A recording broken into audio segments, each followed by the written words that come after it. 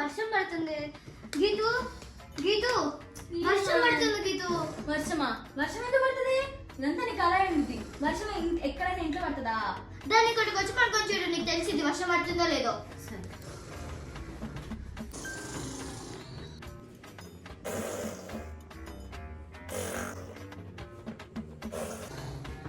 ఐషు, నువ్వు చెప్పింది నిజమే ఐషు, వర్షం పడుతుంది ఇంట్లో.